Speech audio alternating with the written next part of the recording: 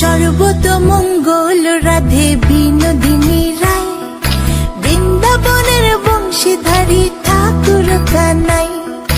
একলা রাতে যমুনাতে জল ভরিতে যায়, পেছন থেকে কৃষ্ণ তখন আরে আরে চায়। জল ভর রাধে ও গোয়ালের ঝি, কলস আমার পূর্ণ করো রাধে বিনোদী।